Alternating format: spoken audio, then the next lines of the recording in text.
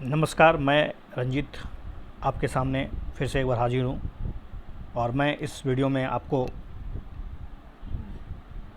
बेहतरीन ढंग से कोशिश करूँगा कि आपके जो आर्ट एंड कल्चर का जो सेक्शन है, स्पेशली मूर्तिकला, स्थापकला और उससे संबंधित जो प्रश्न आते हैं और जो महत्वपूर्ण बिंदुएं हैं उन पर एक निगाह डालने की कोशिश करूँगा।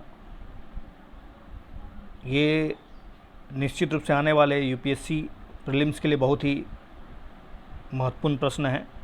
इन पर गौर करिए, इसे रिवाइजन इसके लिए अभ्यास जारी रखिए।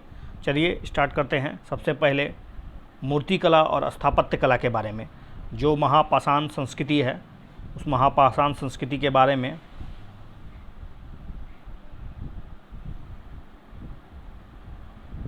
तो अब हम लोग बताएंगे कि देखिए, अभी हाल में क्या हुआ, केरल और तमिलनाडु के सीमा पर पोथमाल पहाड़ी पर एक नवीन मेनहीर प्राप्त हुआ है। मेनहीर, ये मेनहीर क्या है? तो ये मेनहीर जो वास्तव में एकाश्म पत्थर का पट्टिका है, जिन्हें समाधियों के समीप ऊपर की ओर गाड़ा गया है। ये ऊंचाई में लघु अथवा विशालकाय हो सकते हैं और ये पोथमाल पहाड़ी में सैकड़ों, बहुत से मतलब अनेकों संरचनाएं पाई गई है।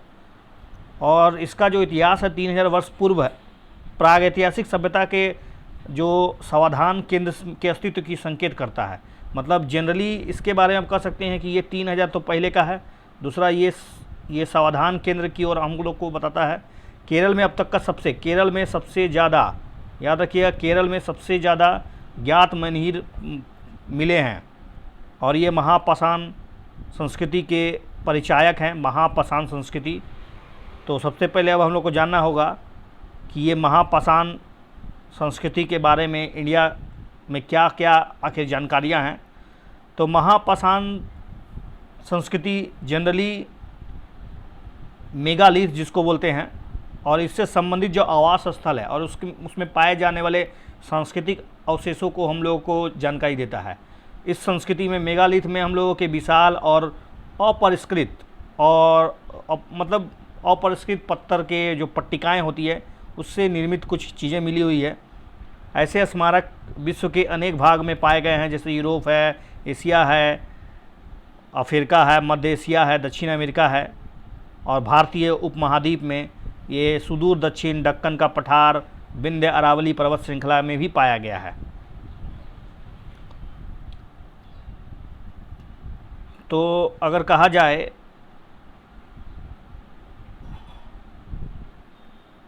कि भारत में महापाषाण स्थलों की जो स्थिति है वो कब से है, तो महापाषाण स्थलिक तिथि की जानकारी आपको 1300 से लेके 12वीं सदी ईस्वी तक मिलती है। अर्थात 13वीं सदी 1300 ईसा पूर्व से लेके 12वीं सदी तक। और ये भारतीय संस्कृति के ताम्रपाषाण संस्कृति और प्रायद्वीप भारत जो लौह युग से संबंधित था उसकी जानकारी देता है। जनजाति समूह जैसे कि इसमें गारो, खासी, जो मुंडा है, उससे भी महापाषाण काल का कुछ मतलब जाति की जानकारी मिलती है जो आज भी मौजूद है। महापाषाण संस्कृति में हम लोगों को कुछ सावधान की कुछ रीतियों के बारे में जानकारी मिली है। इन अगर सावधान प्रथाओं में कुछ की उत्पत्ति तो नवपाषाण युगीन संस्कृति की है, जैसे कि गर्थ है, कलश है। दक्षिण भारत के जो 9 पाषाण ताम्रपाषाण पाषाणिक स्थलों से प्राप्त हुए हैं, तो कलश और गर्थ। तो ओवरऑल कह सकते हैं कि जीवित और मृत के अधिष्ठानों का पृथक्करण और सामाजिक संगठन एक स्थानांतरण की ओर संकेत करता है। जीवित और मृत अधिष्ठानों का अलग होना, सामाजिक संगठन का एकत्र होना, एक स्थानांतरण के बारे में हमें बताता है। महापाषाणिक काल जो है जनरली ये 3 प्रकार के हैं। एक तो कच्ची समाधि है, दूसरा कच्छ विहीन है, तीसरा है उससे जुड़ा हुआ सावधान। जैसे एग्जाम्पल के तौर पे स्मारक का, जैसे मेनहीर में मेनहीर है, डॉलमेन ताबूत है, टोपिकल है, यही है। महापाषाण संस्कृति को किसी एकल समरूप या समसामयिक संस्कृति के रूप में नहीं समझना चाहिए। आते हैं अगले टॉपिक, चौखंडी स्तूप के बारे में, जो हाल में एएसआई के द्वारा अभी चौखंडी स्तूप को राष्ट्रीय महत्व का संरक्षित घोषित किया गया, दैट मीन प्रोटेक्टेड एरिया घोषित कर दिया गया है। चौखंडी स्तूप जो है सारनाथ वाराणसी में स्थित है। ये आप कह सकते हैं सारनाथ के जो उत्तर प्रदेश का प्राचीन बौद्ध स्थल है, जो ईंटों से निर्मित एक उत्कृष्ट संरचना है, जो एक अष्टनुमाकार मीनार पर अवस्थित है। इसके ऊपर अष्टनुमाकार मीनार कहा जाता है कि ये अष्टभुजाकार मीनार एक मुगल स्मारक है और इस स्थल पर हुमायूं यात्रा करता था और 1588 ईस्वी तक कराया गया था इसका निर्माण। सारनाथ के बारे में तो सब कुछ जानते हैं, फिर भी मैं सारनाथ के बारे में कुछ 2-3 लाइन। सारनाथ को जनरली मृग उद्यान भी कहते हैं। इसके अतिरिक्त ऋषिपत्तनम के रूप में भी इसको संबोधित किया जाता है। दिव्य पुरुष धरती पर अवतरित हुए थे, ऐसा भी कहा जाता है सारनाथ के बारे में। तो प्रसिद्ध बौद्ध स्थल, चूँकि हम लोग को पता है कि भगवान बुद्ध को ज्ञान की प्राप्ति के बाद अपना प्रथम जो उपदेश था वो धर्मचक्र प्रवर्तन कहलाया था और यहीं पर आकर उन्होंने ऐसा उपदेश दिया था। और धमेक स्तूप जो है, धर्मचक्र स्तूप, इस स्थल पर भगवान बुद्ध ने अपना पहला उपदेश दिया। जैसा मैंने कहा, यह माना जाता है कि इसका निर्माण 500 ईस्वी में हुआ था। हालांकि सम्राट अशोक के द्वारा इसके निर्माण का आदेश 3री शताब्दी ईसा पूर्व में दिया गया था। मूल गंध कुटी विहार, यह वह स्थल है जहाँ महात्मा बुद्ध ने सारनाथ भ्रमण के दौरान निवास किया था। तो मूल गंध कुटी विहार, क्या ये बुद्ध के जन्म या उसके जीवन से संबंधित था या नहीं, इस तरह के प्रश्न अक्सर यूपीएससी पूछा करता है। तो याद रखिएगा, मूल गंध कुटी विहार ये उनसे जुड़ा हुआ है। बोधि वृक्ष के बारे में तो सभी जानते हैं, यह मूल गंध कुटी विहार के ही निकट है। इसका रोपण श्रीलंका के अनुराधापुर के श्री महाबोधि वृक्ष से लाई गई एक शाखा के माध्यम में किया गया था। तो कहाँ से लाया गया था? श्रीलंका का अनुराधापुर, वहाँ से एक महाबोधि वृक्ष का जैसा ही एक शाखा ला गया और यहाँ रोप दिया गया। अशोक स्तंभ के बारे में, भारत ने इस स्तंभ को अपना राष्ट्र प्रतीक बनाया है और स्तंभ के नीचे भाग पर स्थित अशोक चक्र को तिरंगे के मध्य में रखा गया है। अशोक स्तंभ सम्राट अशोक की सारनाथ यात्रा को प्रदर्शित करता है। 50 मीटर ऊंचा स्तंभ है। इसमें 4 सिंह है जो एक दूसरे को देख रहे हैं, उल्टा मतलब पीठ सटा के बैठे हुए हैं, विराजमान है। सिंगों के नीचे 4 पशु है। ये पशु याद रखिएगा, यूपीएससी पूछ सकता है इस तरह के प्रश्न, और ऑलरेडी पूछा भी है। सिंह के नीचे 4 पशु जो है, इसमें एक वृषभ है, दूसरा सिंह है, हाथी है और अश्व है। ये सारे के जो पशु है अब किसी न किसी चीज़ को इंगित करते हैं। जैसे सिंह जो है वो गिर त्याग की स्थिति में और इस प्रकार की घटना का जिक्र करता है। ठीक है, इस प्रकार आप जानकारी प्राप्त कर सकते हैं। ये चारों पशु भगवान बुद्ध के जीवन के 4 चरणों को निरूपित करते हैं। जैन स्थल जो है, जैन धर्म के 11वें तीर्थंकर, ये जो सारनाथ के बारे में जिक्र हो रहा है, जिसे नाथ की जन्मस्थली माना जाता है। अब थोड़ा सा हम लोग जान लेते हैं आर्कोलॉजिकल सर्वे ऑफ इंडिया के बारे में। एएसआई ये सांस्कृतिक मंत्रालय के अधीन आता है और ये सांस्कृतिक विरासतों के पुरातात्विक अनुसंधान, उसके संरक्षण के लिए एक जिम्मेवार बॉडी है। प्राचीन स्मारक तथा पुरातात्विक स्थल और अवशेष अधिनियम 1958 के प्रावधानों के अनुसार देश में जितने भी पुरातात्विक स्थल है उनकी गतिविधियों को रेगुलेट करना इनका सबसे बड़ा अहम काम है। ये पूरा अवशेष और बहुमूल्य कलाकृति अधिनियम 1972 को भी रेगुलेट करता है। और एएसआई की जो स्थापना हुई थी, ये ऑलरेडी यूपीएससी में पूछा है, अलेक्जेंड्रा कलिंगम जो इसके प्रथम महानिदेशक थे, और ये दो बार पूछा गया है। तो राष्ट्र महत्व के स्थल के बारे में जान लीजिए। ये राष्ट्र महत्व के स्थल क्या होते हैं? ये AMASR अधिनियम 1958 के तहत, वही आर्कोलॉजिकल, तो 1958 के खंड 4 में कहता है कि प्राचीन स्मारक हो, पुरातात्विक स्थल हो, जो ऐतिहासिक हो, पुरातात्विक हो, कलात्मक महत्व का हो, और साथ साथ ध्यान रखिएगा 100 वर्षों से ज़्यादा, कम से कम 100 वर्ष से पहले से अस्तित्व में रहा हो। कभी कभी यूपीएससी इसमें लिख देगा 1000 वर्ष, तो हो ध्यान रहे कि ये 100 वर्ष है। उन्हें राष्ट्रीय महत्व के स्थलों में घोषित किया गया है या घोषित किया जा सकता है। राष्ट्र महत्व के रूप में घोषित स्मारकों में उसके संरक्षण के लिए और उसका जो अनुरक्षण का दायित्व जो होता है एएसआई का होता है। और इस कार्य को वह संरचनात्मक मरम्मत होगा, रासायनिक परीक्षण करना पड़ता है। स्मारकों को चारों मतलब कह सकते हैं चारों दिशा में पर्यावरण विकास के माध्यम से संपादित करता है। यह एक नियमित और एक निरंतर चलने वाली प्रक्रिया होती है। कुछ और महत्वपूर्ण तथ्य, ये सारे के सारे प्रीलिम्स के लिए बहुत इंपॉर्टेंट है। आप इसको चाहे तो मेंस में कहीं कहीं इसका इस्तेमाल कर सकते हैं, लेकिन प्रीलिम्स के लिए दैट इज़ वेरी इंपॉर्टेंट।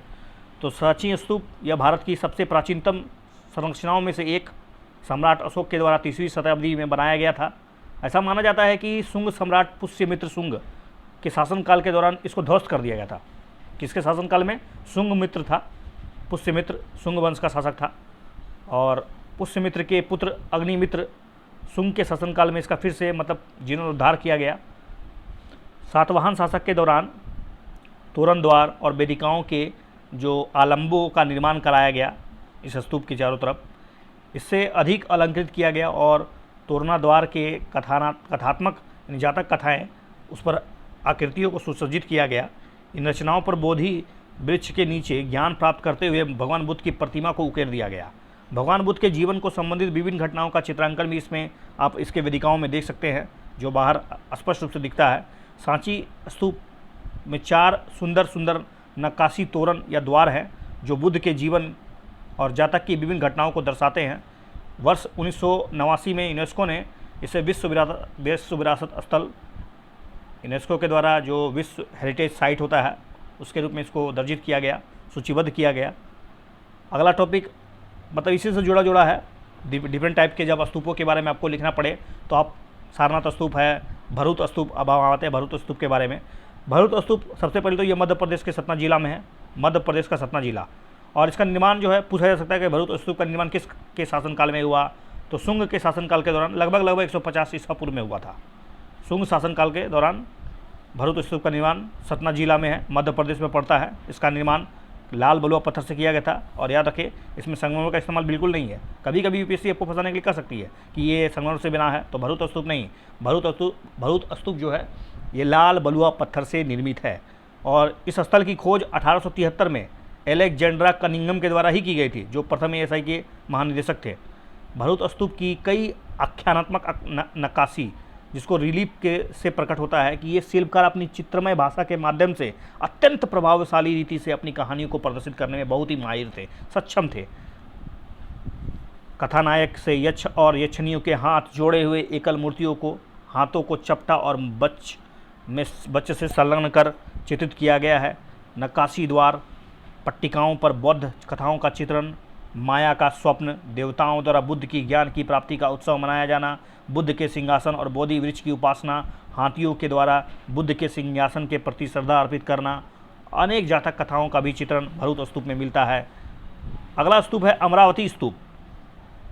ध्यान रहे आपको स्तूप की जानकारी ले रहे हैं आप, चाहे तो आप इसको अच्छा तरह से समझ ले और इसका एक शॉर्ट नोट बना ले। प्राचीन भारत में भारत की जो बौद्ध कला है और स्थापत्य कला का सुविख्यात उदाहरण है अमरावती स्तूप। ये आंध्र प्रदेश के अमरावती में स्थित है। अमरावती जो कि हैदराबाद की जिस तरह से राजधानी बनाने जाने की बात चल रही थी, जी हाँ, उसी का वही स्थान है वो।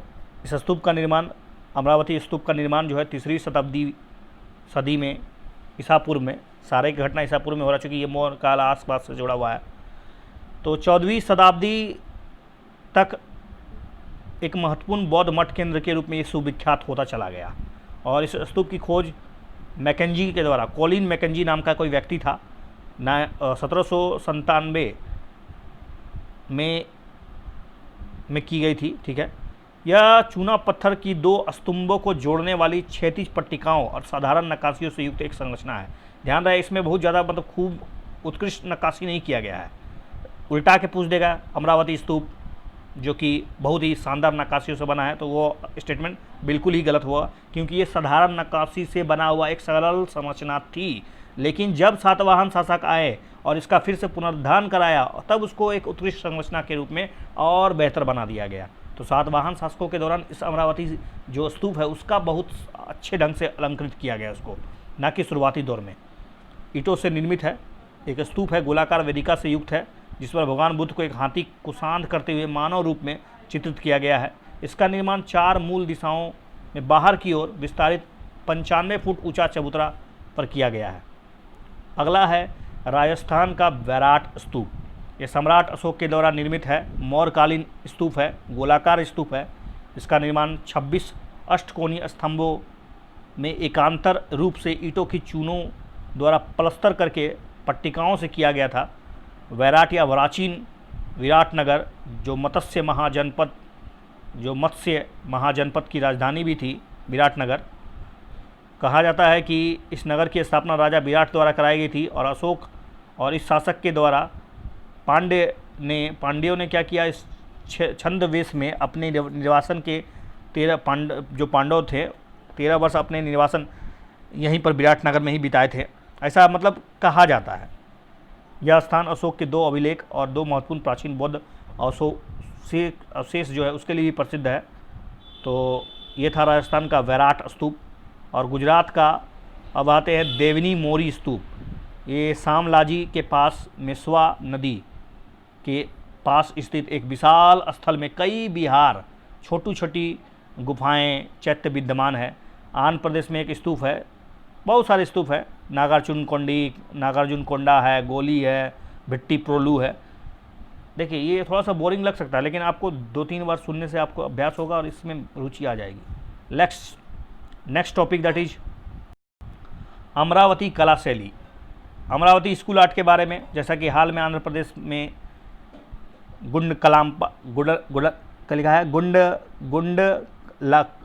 गुंडलाकंपा नदी के तट पर भारतीय साहित्य, इतिहास और दर्शन आदि का अध्ययन करने वाले विशेषज्ञों ने एक दल ने अमरावती कला शैली की विशेषताओं से युक्त एक बौद्ध स्मारक की खोज की है। क्या है इसके बारे में पढ़ते हैं। ये खोजा गया जो बौद्ध स्मारक है, एक तो स्थानीय चूना पत्थर से निर्मित है। स्थानीय चूना पत्थर से निर्मित अमरावती बौद्ध स्मारक, जिसके मध्य और शीर्ष के सभी 4 किनारे पर अर्ध कमल पदक उकेरे गए हैं। इनकी कुछ विशेषताएं इक्ष्वाकु वंश की अमरावती कला शैली से मिलती जुलती है। अमरावती कला शैली आंध्र प्रदेश में कृष्णा और गोदावरी नदी की निचली घाटियों में विकसित हुई थी। अमरावती कला शैली का जो विकास है वो जनरली कृष्णा और गोदावरी घाटियों की जो निचली घाटियां हैं उनमें विकास हुआ था इनका। इस कला शैली में मुख्य रूप से जो इसका संरक्षण है सातवाहन है, परंतु आगे चल के सातवाहनों के जो उत्तराधिकारी हुए इक्ष्वाकु शासक भी इनका संरक्षण देते रहे। और ये कला लगभग 150 ईसा पूर्व से 350 ईस्वी के मध्य विकसित हुआ। अमरावती कला शैली की महत्वपूर्ण विशेषता कलात्मक कला है। इनके पदकों को इस रीति से उकेरा जाता है कि मानो कि वो किसी घटना का स्वाभाविक चित्रण कर रहे हो, बता रहे हो। एक पदक में भगवान बुद्ध के द्वारा एक हाथी को शांत करने की जो कथा वो चित्रित किया गया, तो आपको यूपीएससी इस पर पूछ सकता है कि भगवान बुद्ध के द्वारा हाथी को शांत करने की एक कथा को चित्रित किया गया इस किस शैली में है। तो आप कह सकते हैं, आपको अगर जानकारी होगी तुरंत तो आप अमरावती शैली बोलिएगा। देखिए यहाँ प्रकृति के लिए चित्रों की बजाय मानवीय चित्रों की प्रधानता होती है। ये भी एक स्टेटमेंट बन सकता है कि अमरावती शैली में जनरली होता क्या है कि मानवीय चित्रों की प्रधानता होती है। तो एक बार हम लोग कला की जो विभिन्न शैलियाँ हैं, गंधार शैली, मथुरा शैली, अमरावती शैली, उसके प्रभाव, उसके शासक कौन थे, उसको संरक्षण किसने दिया, प्रतिमाओं का विवरण इत्यादि के बारे में एक बार डिफरेंस देख लेते हैं। जनरली गंधार जो है ये हेलेनिस्टिक और यूनानी कला की विशेषताओं का प्रभाव है इस पर। मथुरा में ये तो प्रकृति में स्वदेशी है, अमरावती भी स्वदेशी ही है। गंधार शैली में धूसर और बलुआ पत्थर का इस्तेमाल किया जाता है, जबकि मथुरा में लाल बलुआ पत्थर और अमरावती में श्वेत संगमरमर का इस्तेमाल किया जाता है। अगर धर्म की बात करें, इससे कौन कौन धर्म संबंधित है, गंधार शैली जनरली मुख्यतः बौद्ध धर्म से संबंधित है। मथुरा है बुद्ध और जैन, और अमरावती बौद्ध धर्म से, मुख्य रूप से बौद्ध धर्म से। संरक्षण देखा जाए तो गंधार का मुख्यतः कुषाण है, कुषाण वंश, मथुरा में भी कुषाण वंश, लेकिन अमरावती शैली में सातवाहन इसके मतलब संरक्षक रहे हैं, और आगे चल के इनके जो उत्तराधिकारी जो इक्ष्वाकु है वो भी रहे हैं, लेकिन स्पेशली सातवाहन एक के बारे में बता देते हैं। और प्रतिमाओं का विवरण जो है, जैसे गंधार शैली में आप अगर बुद्ध की आकृति है उसके संरचना को देखेंगे तो घुंघराला केस है, दाढ़ी और मूँछों के साथ बुद्ध की आध्यात्मिक प्रतिमाएँ बनाई गई है। मथुरा शैली में दाढ़ी और मूँछों के बिना बुद्ध की प्रसंचित प्रतिमाएँ, पूछा जा सकता है कि प्रसंचित प्रतिमाएँ जो बनाई गई है बुद्ध की वो बिना दाढ़ी मूँछ के है, लेकिन ध्यान रहे कि ये मथुरा शैली का है। और अमरावती में क्या होता है, जातक कथाओं का चित्रण किया जाता है। अब आते हैं हम लोग अगला टॉपिक, स्टूको मूर्ति। चर्चा में क्या है कि पुरातत्ववेत्ताओं द्वारा तेलंगाना में सूर्यपेट जिले के फनगिरी बौद्ध स्थल से एक उत्खनन एक मानवाकार स्टूको मूर्ति की खोज की गई है। क्या है इसके बारे में जानकारी लेते हैं। ये सबसे बड़ा अब तक का खोजा गया स्टूको मूर्ति है। फनगिरी पहाड़ी जो है तेलंगाना का एक प्रमुख बौद्ध स्थल है। यहाँ पुरावशेष लगभग प्रथम सदी के ईस्वी के लगभग 2001 में उत्खनन स्टार्ट हुआ था। इस स्थल के प्राप्त मूर्ति कला संबंधी संपदा सातवाहन और इक्ष्वाकु वंश के मध्य एक क्रमिक संक्रमण को प्रदर्शित करता है और बौद्ध सर्किट के रूप में इसका इस्तेमाल किए जाने लगा है। प्रयास किया जा रहा है कि बौद्ध सर्किट में इसको जोड़ा जाए। यहाँ से प्रथम शताब्दी ईसा पूर्व के सातवाहन युग से संबंधित महास्तूप, अर्धगोलाकार चैत्यगृह स्तूप तथा स्तंभयुक्त समाकक्ष प्राप्त हुए हैं। यह बौद्ध भिक्षुओं का सबसे बड़ा प्रशिक्षण स्थल था, ध्यान केंद्र था। 200 से अधिक बौद्ध विहार बनाए गए थे यहाँ पर, जहाँ पर भिक्षु निवास करते थे और ये विहार इसी पहाड़ी पर अवस्थित थे।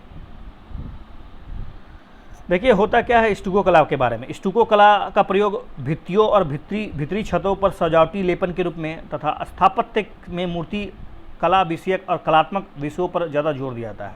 परंपरागत स्टूको का निर्माण चूना, रेत, जल के मिश्रण के द्वारा एक गारा बनाकर किया जाता था और आज के आधुनिक स्टूको को पोर्टलैंड, सीमेंट, रेत और जल में निर्मित करके बनाया जाता है। यह एक प्लास्टर सामग्री के रूप में और इसे नम अवस्था में प्रयोग किया जाता है और सूखने के पश्चात ये कठोर हो जाता है। भारतीय स्थापत्य में स्टूको का प्रयोग एक वास्तुशिल्पीय संदर्भ में प्रतिमा हेतु सामग्री के रूप में किया जाता है। मतलब एक तरह से कच्ची मिट्टी है, समझिए आप। पहले स्टूको कला गंधार क्षेत्र, पेशावर और उत्तरी पाकिस्तान में ही दिखता था सबसे पहले। इसका प्रयोग मुख्यतः बिहार परिसरों में किया गया था, जैसे कि नालंदा और विक्रमशिला बिहारों की मूर्ति कला से स्टूको का व्यापक स्तर पर प्रयोग किया गया है। मतलब नालंदा और विक्रमशिला की मूर्तियों की जो बनावट है, जो उसमें जो इस्तेमाल किया गया कच्चा माल, वो जनरली स्टूको का प्रयोग किया गया है। द्रविड़ स्थापत्य में विमान के जो अलंकरण होते हैं उसके सैकड़ों मतलब बहुत से ऐसे विमान बनाए गए हैं, उसमें स्टूको प्रतिमाओं का प्रयोग किया गया है। नेक्स्ट टॉपिक वेरी इंपॉर्टेंट है ये खजुराहों के बारे में है। मिनी खजुराहों। भारतीय पुरातत्व सर्वेक्षण ASI के द्वारा महाराष्ट्र के गढ़चिरोली जिले में मार्कंटेश्वर मंदिर समूह का फिर से जीर्णोद्धार कराया गया। आप देख सकते हैं ये नागर स्टाइल टेम्पल ऑफ आर्किटेक्चर है। नागर स्टाइल टेम्पल में आप ढेर सारे, सबसे ऊपर इसका नागर स्टाइल में एक कैलाश होता है जो कि वाटर पोर्ट होता है। उसके नीचे होता है अमलक, उसके नीचे होता है गर्भगृह और भी उसके नीचे होता है जो ये है वेस्ट अंट्रायल, ये महामंडप। इसके बाद विभिन्न हिस्से हैं, आप याद रख सकते हैं। एंट्रेंस है, पग दक्षिणा है, जगती है, ढेर सारे इसकी जो जांग बोलते हैं जिसको वॉल्स, ये बालकोनी है, शिखर है। इस चित्र को आप बड़ा करके देख सकते हैं, ये देख लीजिए। इस चित्र को बना के आप आराम से नागरशैली स्टाइल ऑफ टेम्पल के आर्किटेक्चर के बारे में जब अगर इस तरह से आप प्रदर्शित कीजिए तो निश्चित रूप से आपके अंकों का वृद्धि हो जाएगा। कितना बेहतरीन चित्र है और इस चित्र के माध्यम से आप सब कुछ छोटे शब्दों में स्पष्ट रूप से वर्णन कर सकते हैं। आइए लौटते हैं मिनी खजुराहो में। भारतीय पुरातत्व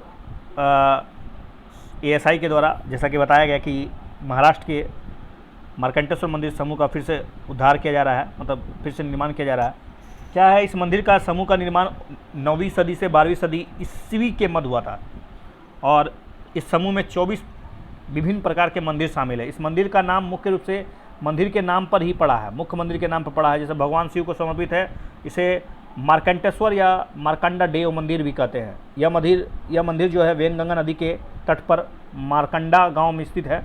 यह मंदिर समूह मिनी खजुराहो या विदर्भ का खजुराहो के रूप में प्रसिद्ध है। आपको पूछा जा सकता है कि मिनी खजुराहो किस राज्य में है, तो महाराष्ट्र है, इसको विदर्भ का खजुराहो भी बोलते हैं।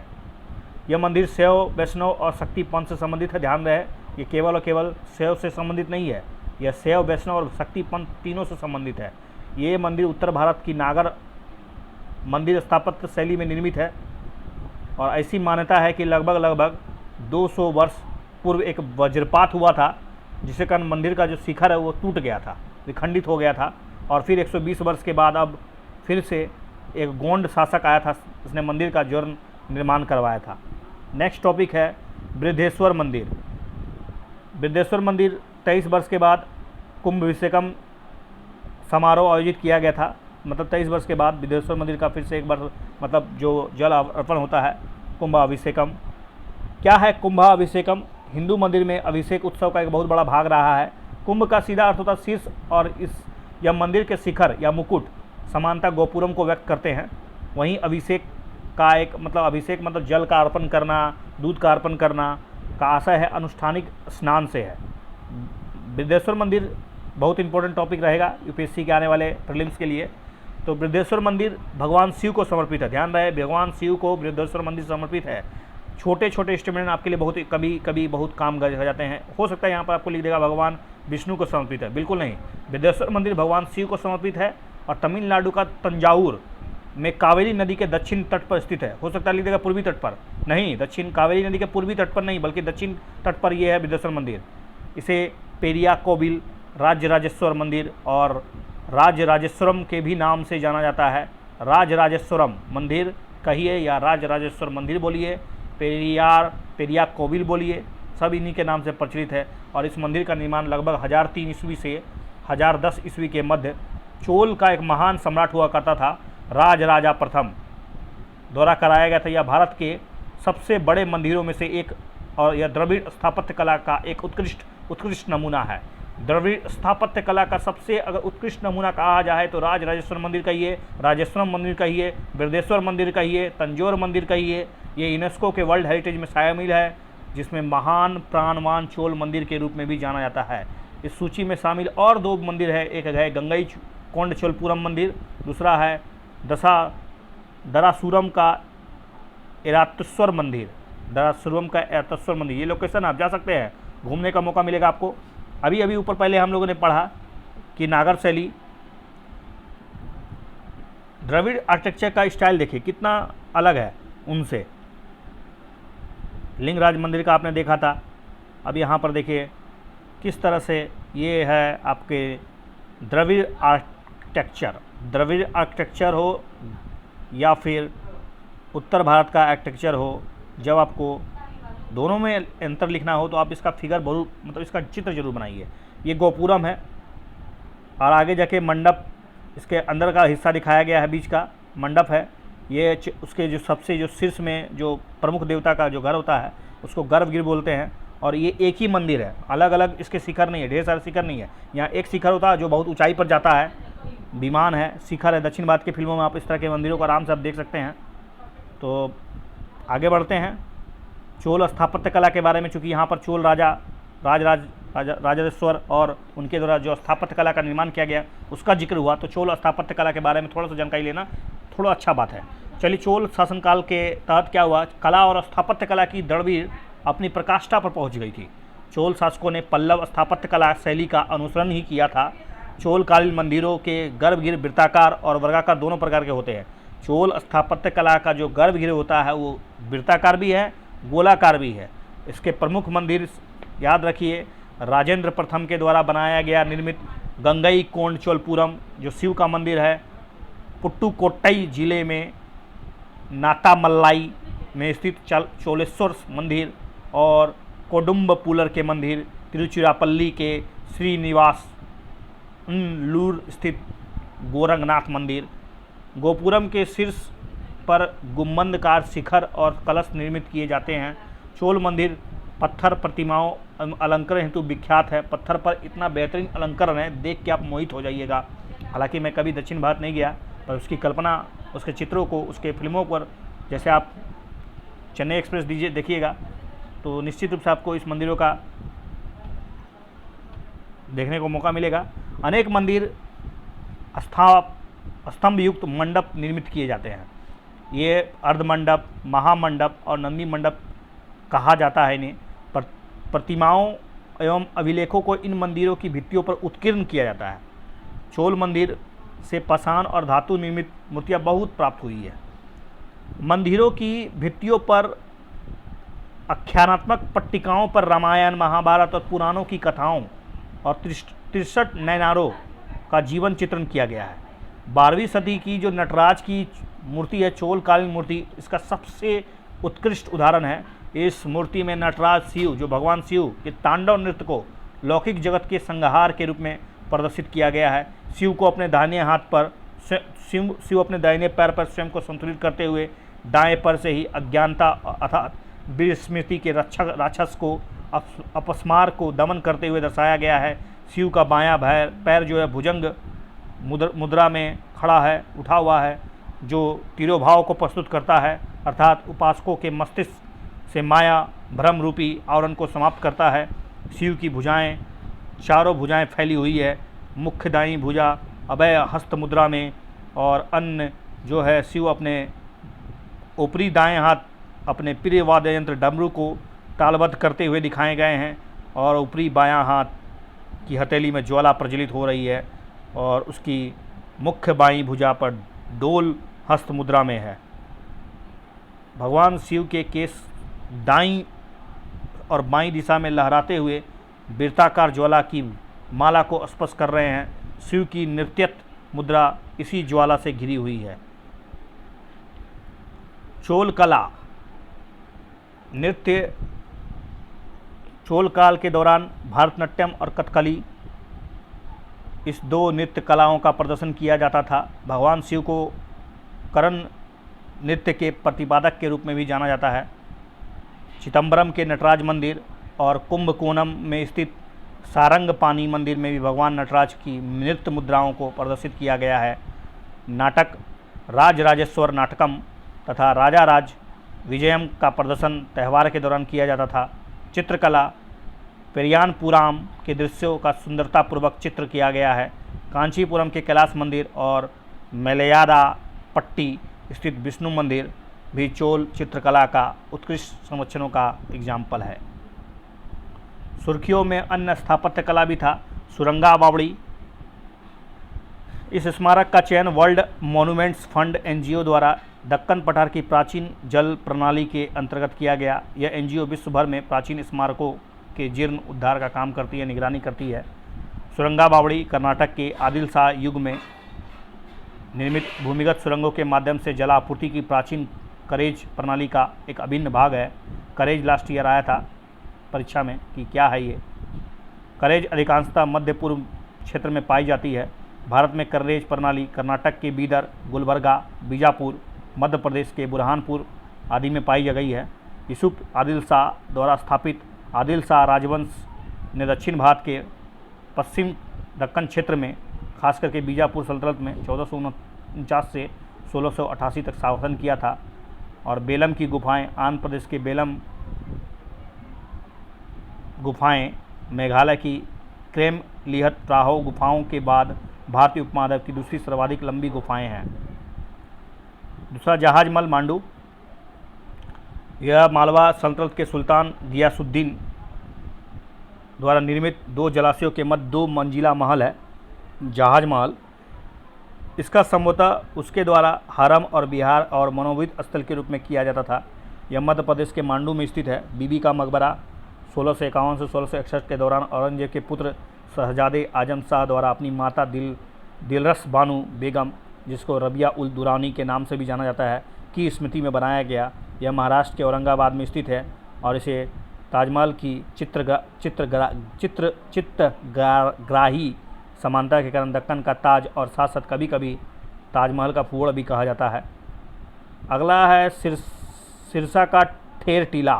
हरियाणा का सिरसा जिला में एक टीला है जिसे प्राचीन नाम सरिस्का से संबंध कुछ साक्ष्य उपलब्ध करवाने के कारण अभी चर्चा में है।